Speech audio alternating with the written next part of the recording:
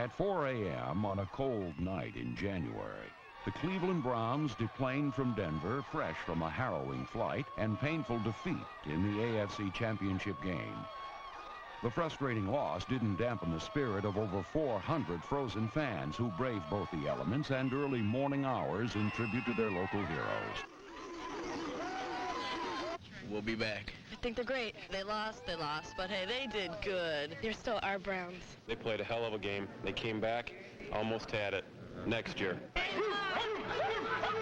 This heartwarming show of support typified the relationship between the town and this team. Amidst the many banners waving at Hopkins Airport, one particular sign seemed to sum up the season for the 1987 Browns.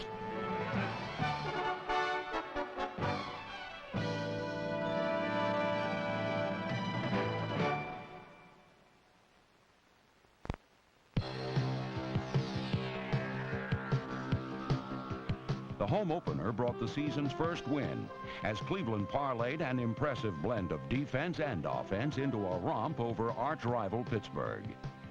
Purdy going to try and run, now fires, passes, caught for a touchdown! Gerald McNeil! All right, Ice Cube!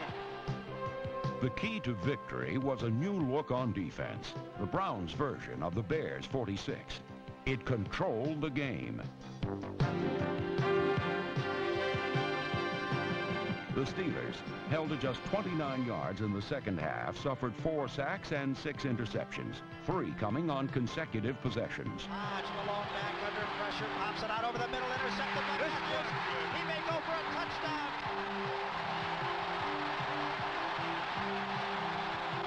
Clay Matthews. Matthews' touchdown was the topping to a great day. A successful debut for the Bear defense, and the Steelers' 6th straight loss in Cleveland, 34-10. 80,000 fans screamed for more. What they got was one of the strangest chapters in the 38-year history of the franchise, replacement football. For 3 wild weeks, a mixed bag of strangers represented Cleveland surprisingly well. In New England, they ran over the Patriots for a win. 7 days later against Houston, the replacement Browns could manage only a single touchdown, losing to the division-leading Oilers by 5 points. The next week, Gary Danielson rode to the rescue with a near-perfect performance against the Bengals.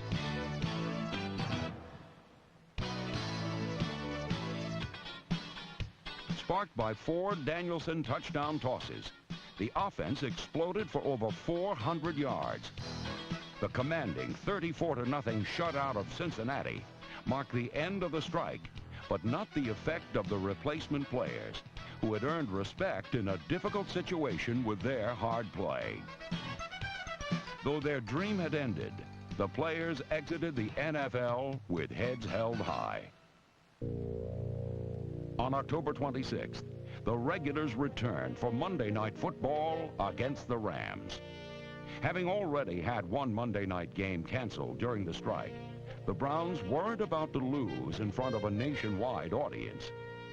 Firing deep down the middle, Brennan wide open, at the 20, 15, 10, 5, 4, 3, 2, 1, touchdown! The aerial fireworks lit up the sky and ignited the fans. But the Browns' diversified attack gets equal pleasure from detonating the running game.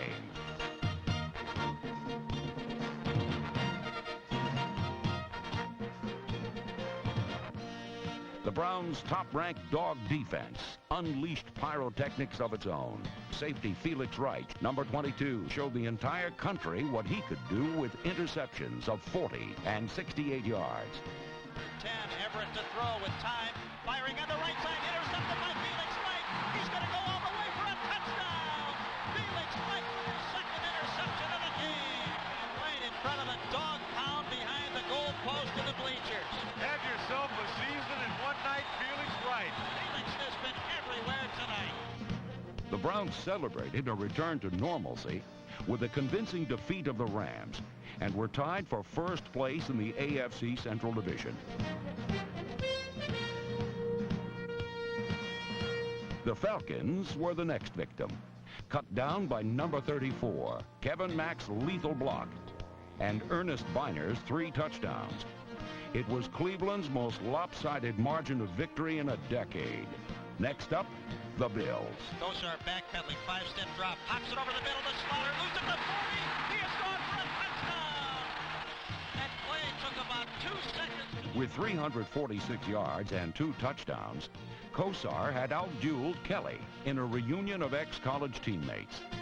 The win gave the Browns a 6-3 record and set up a showdown for first in Houston. Right from the very first series, the confident Browns burst the Oilers' balloon. All afternoon, Cleveland won the trench wars as Marty Schottenheimer's top-ranked defensive unit forced Warren Moon into his worst game of the year.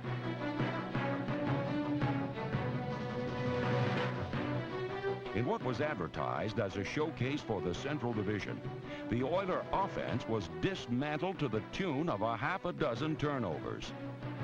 It included a record-tying performance by cornerback Frank Menefield, number 31. With his mano-a-mano chip-on-the-shoulder style, plus sheer flat-out speed, the All-Pro cornerback stole 3 Houston passes. The ground game pounded up and down the Astrodome carpet with the subtlety of Kevin Mack taking a tackler head-on. Offensive line is doing a super job. Kosar turns, fakes a handoff, gives it to the second man through. Viner with a big opening. 5, 4, 3, 2, 1, touchdown! The mismatch also featured the youngest starting quarterback in the NFL, executing the Oilers with a season-high 457 yards and an overwhelming possession time of 43 minutes.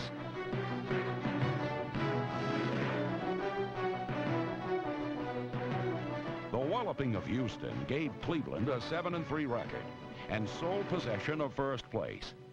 To grab the title, the Browns would now have to win their final 3 games. Led by their kid quarterback, they were right on target.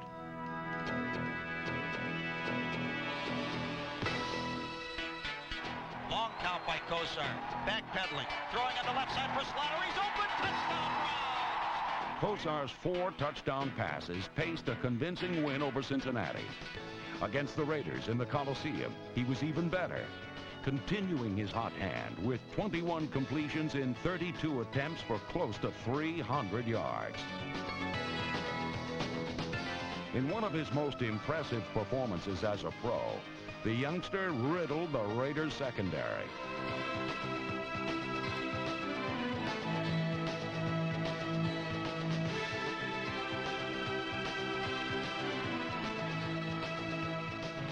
Kosar back in the pocket. Bernie firing on the left side. Slaughter has a touchdown. That was threading the needle. There's no place you could have thrown that ball except where Kosar put it. Not to be outdone, the ground game rammed the ball down the Raiders' throat in a lengthy, clock-killing final drive. It iced the game, the first of 2 straight road trips the Browns had to win. The Steelers in Three Rivers Stadium was the second.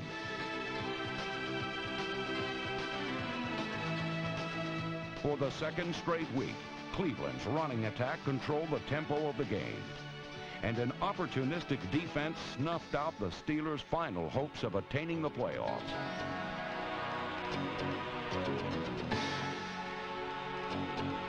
Cleveland outthought, and outplayed Pittsburgh for its 3rd successive Central Division championship. Ding dong, the jinx is definitely gone. The gun sounds, and the Browns have done it again for the 3rd consecutive year. They are the AFC Central Division champions. No backing in for Cleveland in 1987. They have earned it. We knew we'd have to go and work for it. We knew that nothing would be given to us, and we expected to have a fight towards the end, and I think it helped prepare us for the playoffs by having to face the pressure, really, of a stretch drive. My goal as a quarterback is each week and really each day to go out and try to get a little bit better, and I feel like I've steadily been progressing since I came to Cleveland. Each year, this rapidly rising star has taken his team to a title. 3 years, 3 division titles. Accomplished, of course, in Bernie Kosar's unique and unorthodox style. Kosar backpedaling, firing, end zone, touchdown! He is certainly not a picturesque NFL drop-back quarterback, as it were. But I've never felt the way you look getting something done is as important as your ability to get it done. As a result, I think there's probably even a greater respect for him because as some people view him, he's overcoming that lack of natural athletic ability. I think that he thrives on the intellectual aspect of the game. Bernie Kosar is like a walking computer, football computer. He reads things so well. He can get himself out of danger by thinking real quick. You need to know how to make the quick decisions. You're not overly blessed with a lot of time out there, and you need to be able to think on the run and be able to adapt. There's a cerebral end to this game. It's one thing that I need to work to my advantage. If I'm not a scrambling quarterback and the type of quarterback that's going to run around and run the option, so I need to make up for it and be able to read the defenses, understand where they are, and try to find the one-on-one matchups. Home run ball for Weathers. Got it for a touchdown! Boy, was that on the money. He's brilliant on the field. There's no question about that. You know, there used to be an adage around pro football that it took 5 years for a rookie quarterback to become comfortable and effective. Bernie had to start his first year, and it took us to 13 wins his second year. So I have really never seen any limitations because of his age. Quite a few people have mentioned to me how young I am to play in this league, but I think once you step on that field, your age is really no factor because you're expected to perform and you're expected to win. And Kosar, with his thinking and his throwing, clearly wins.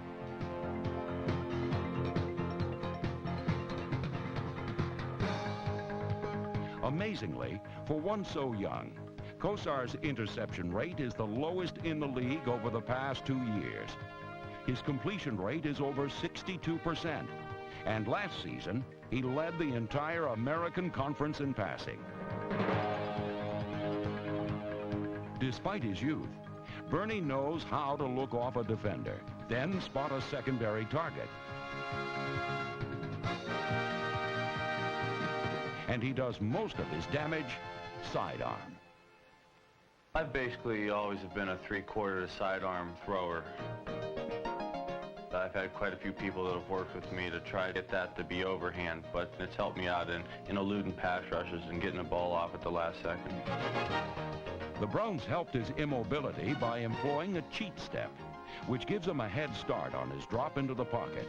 But no one can teach the kind of touch Bernie can put on a football. He has a feel back there. I've seen quarterbacks that could never feel the rush. I think Bernie has developed over the first couple of years in the league a feel and the ability to get rid of the ball.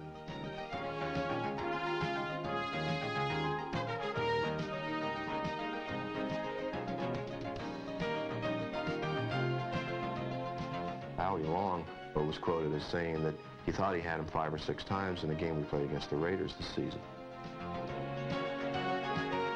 But he never got there because he got rid of the ball before he can.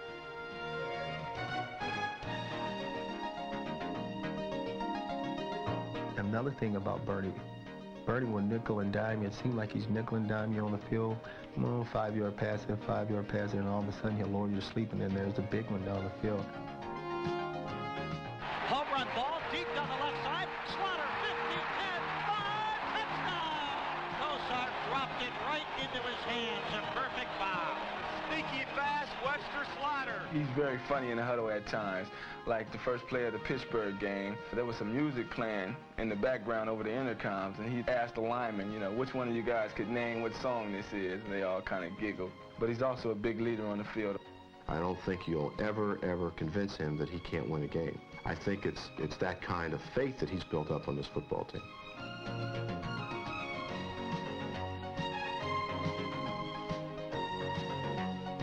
The true measure of any quarterback is winning, and I think that his record as a winning quarterback in a very brief career is probably unequaled in the history of our game.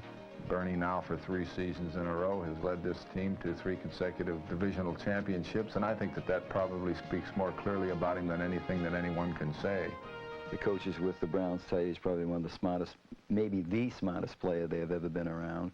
And I think he brings this with him to the quarterback position. He reminds me of Johnny Unitas, and not many quarterbacks remind you of Johnny Unitas. Ichabod Crane comes to mind when I think of him, and he doesn't look good, but he never makes an error. I'd like to have him throw the ball the wrong spot one time, but he doesn't. He reads defenses. Without a doubt, his strength is between his ears. He knows what he's doing, and he knows where the ball is supposed to go.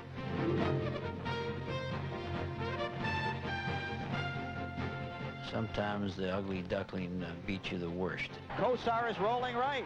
Bernie rolling right. Inside the 5. Bernie is into the end zone for a touchdown. Can you believe that? Not the most graceful rollout we've ever seen. He doesn't look like a fleet-of-foot, nimble athlete, but he's an athlete because he's a quick-minded guy. He's able to have instant recall as to where the ball should be. He throws the ball to the man that's supposed to get it on time, therefore cutting down the chances of a knockdown or an interception. The guy has got such a great mind on him. He studies the game. He is one of the brightest young men I've ever been lucky enough to work with. The longer we were together, the more I understood that if I would let him make many of the decisions during the game, he would make more intelligent decisions out there on the field than I was making from the sidelines on many occasions. He's a guy that's destined for the Hall of Fame. There's no doubt about it. He's going to play for many years. He's going to have Cleveland knocking on the door or in the Super Bowl many times before his career is over. In a nationwide poll conducted at season's end, Bernie Kosar was voted the NFL's most valuable player for 1987. Traditionally, Cleveland's coverage teams are the best. Adding a hitter like number 42, Tim Manoa, made them even better.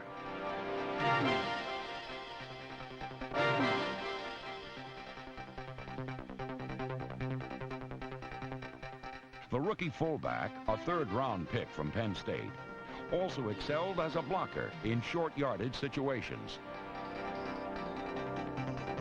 Manoa was one of several draftees who contributed to the Browns' fine year. Place kicker Jeff Jager replaced injured Matt Barr and led the NFL in scoring through most of the season. Rookie cornerback Stephen Braggs aided the special teams and added to the secondary's considerable depth.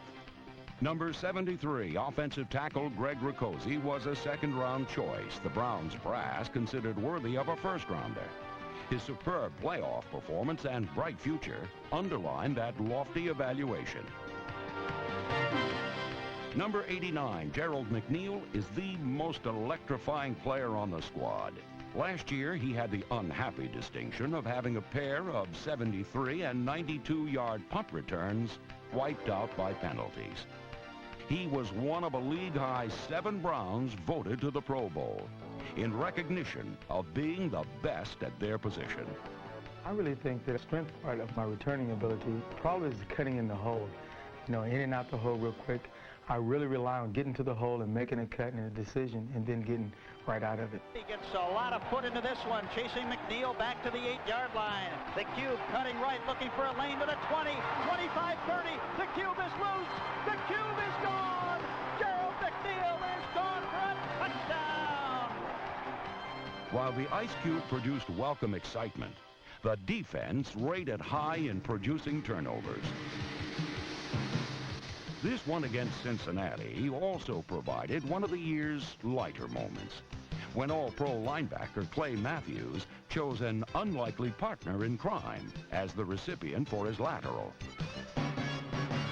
The lumbering antique wearing number 78 is Big Daddy Hairston, of whom it's said may become the first player to collect a Social Security and Pro Bowl check in the same year.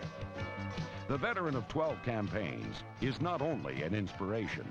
He had one of his finest years. People talk like Big Daddy adds this mystical quality, and they don't realize he's a heck of a football player. As much that as it is his leadership ability. Big Daddy captained a defense that was the league's stingiest in allowing touchdowns and the AFC's best in fewest yards permitted. especially against the run. The fact that yards were down and takeaways up was no accident, for Schottenheimer's installation of the Bear defense made the difference. Cleveland changed from a set that was considered vanilla to constantly changing fronts, varied looks and coverages that provided freedom for the defense to pin back its ears and go.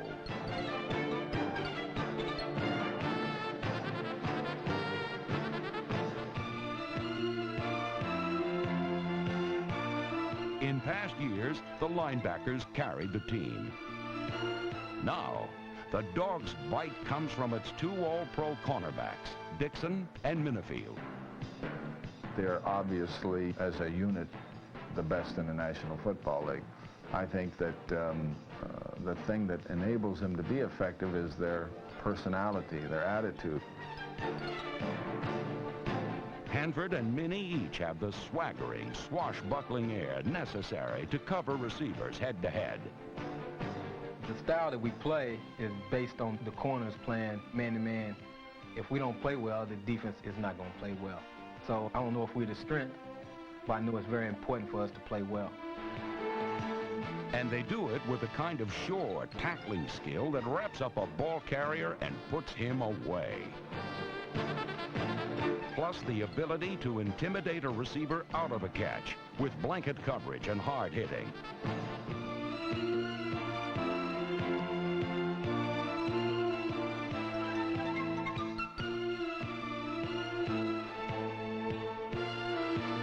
Frank Minifield and Hanford Dixon, the best pair of corners in the pros.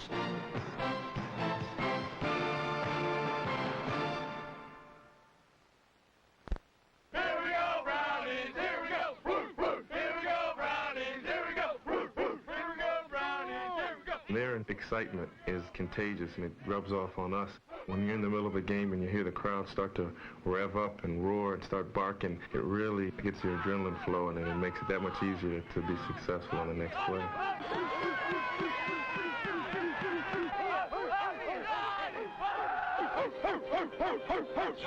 When Hanford Dixon coined the Dogs nickname several seasons ago, he couldn't possibly have envisioned the colorful cast of canine characters that would come barking into the stadium. Nor could he have foreseen the effect it would have on his teammates.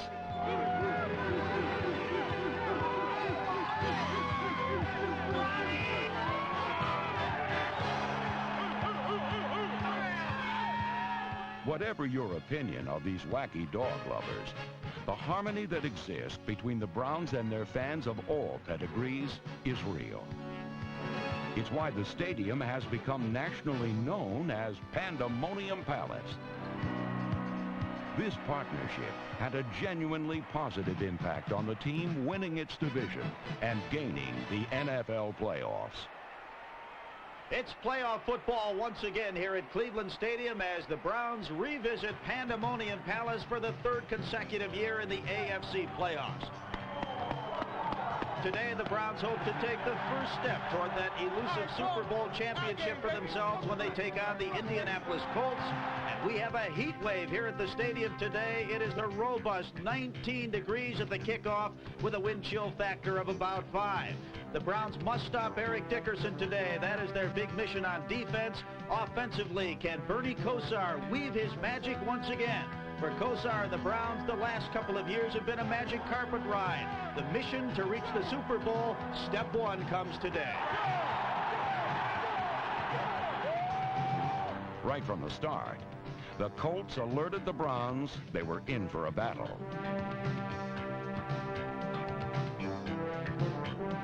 In the first half, Indianapolis answered each Cleveland score with one of its own. Then the Dogs dug in and stopped Eric Dickerson dead in his tracks. For the third time this season, the Browns held the superstar under 100 yards. Dickerson and his teammates had nowhere to run, nowhere to hide.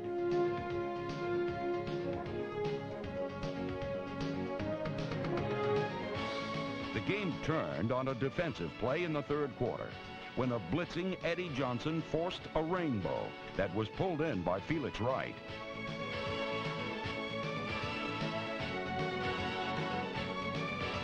The crucial turnover unleashed the Browns' attack.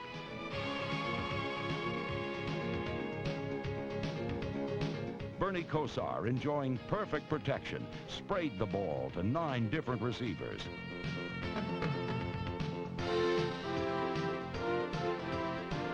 For the rest of the game, it rained Cleveland points. Kosar backpedaling, looking over the middle with time, firing. It is caught at the 2-yard line. Fighters in for a touchdown. He comes to play every week. Kosar put the ball right on the number. On this first plateau of the playoffs, Cleveland scored 38 points against a team that had previously allowed just 15 per game. Throwing deep down the middle, Langhorne wide open, got the ball at the 5, rolling at the 2, gets back up and he scores! Reggie Langhorne scores on a miraculous catch and run! The icing on the cake. Appropriately, Cleveland's dog defense served up the final treat.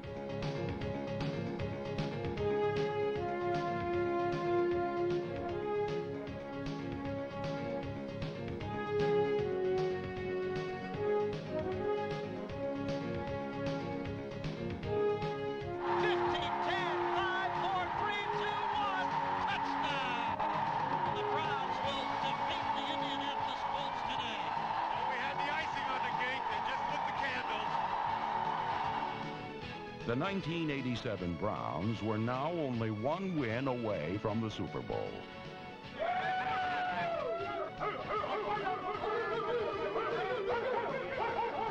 As I told you, men, when you work as one, nothing is beyond being accomplished. We did it our way. We did it 45 guys as one play at a time. The last one counts as much as the first. We took the first step of our second season to winning the championship. Congratulations, Steve. Yeah.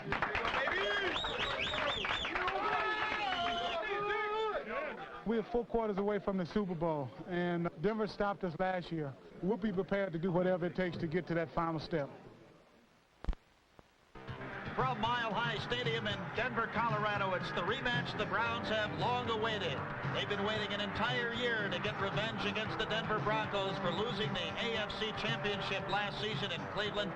John Elway for the Broncos. Bernie Kosar for the Browns. Now the time is here. The Browns against the Broncos for the right to go to the Super Bowl. 1 play at a time, at 60 minutes.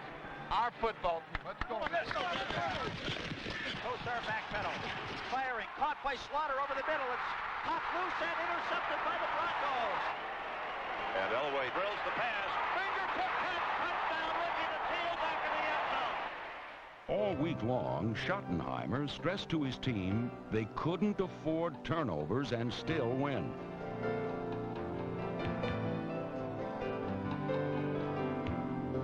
The Browns lost the ball on their first 2 possessions.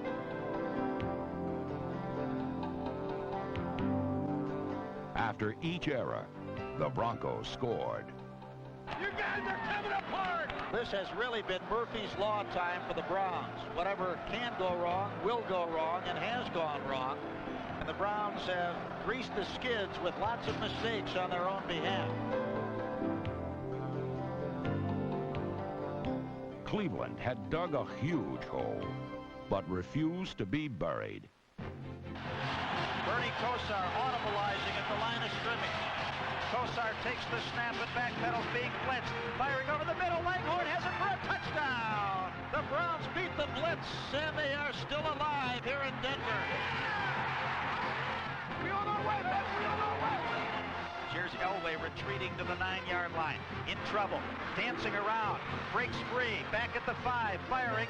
It is caught by Jackson at the 25. Breaks a tackle. Gets a first down at the 35-40. 45-50. He's gone for a touchdown.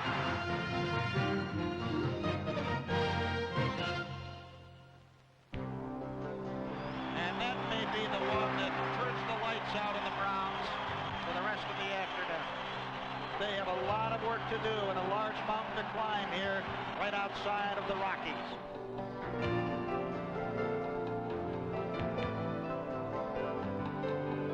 It was time for the team to quit beating itself. Time to buckle up the chin strap and on the charmed arm of Bernie Kosar, turn a rout into one of the most memorable comebacks in playoff history.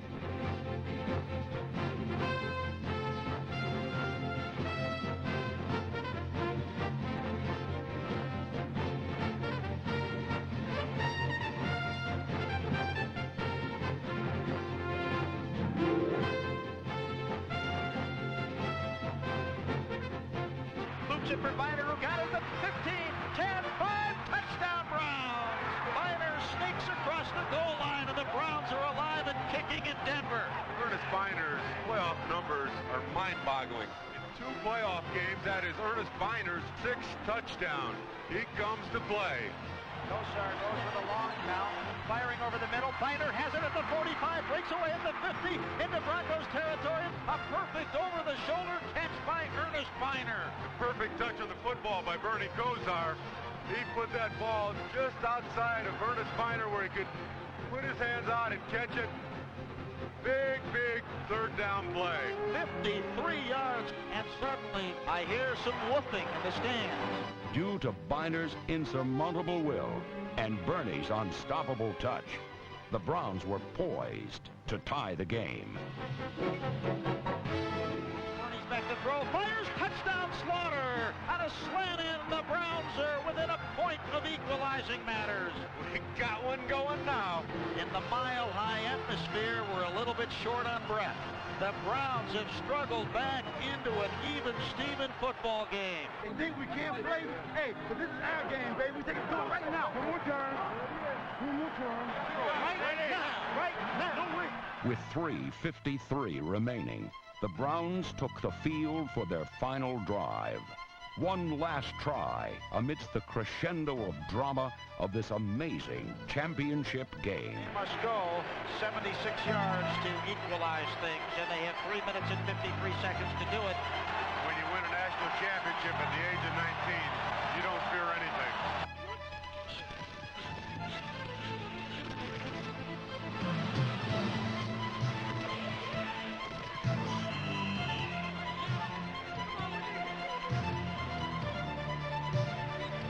The Browns stage a monumental march. Time for the comeback kid from the comeback town to put it all together again. From the 8-yard lines, Kosar reaches under center Greg Riccozzi. Hands up the Viner on a draw. Viner inside the 5 to the 4 to the 3 to the 2. He fumbles the football and the Broncos have it, I believe. Oh my goodness. Doesn't seem fair. Let's wait and see when they unstack. There's a big pile up and Denver has it at the 2-yard line. Ernest Viner has played his heart out to have that happen. Unbelievable. No apologies or excuses have to be extended. He was so close to getting in for a touchdown, and there can be no consoling Ernest Viner right now. Perhaps it just wasn't meant to be. It was a game that left you breathless. A game that broke your heart. For the second straight season, Cleveland fell short in the championship game. This time, a scant 3 steps from their goal. I think that it's going to bring us back even stronger. I don't have any question in my mind that this is going to continue to galvanize our football team and put us in a position we're going to continue to improve and be a better football team in the coming seasons. If anything, it just created an appetite for what lies after that, which is a Super Bowl. And having made that, I know personally I won't be satisfied until we get to the Super Bowl and win it. Whatever it takes and whatever we have to do, in our mind, the ultimate goal is to win the Super Bowl. It's not to be in a championship game. It's not to be in the playoffs. It's not to play in the Super Bowl. It's not to be all pro. It's to win the championship.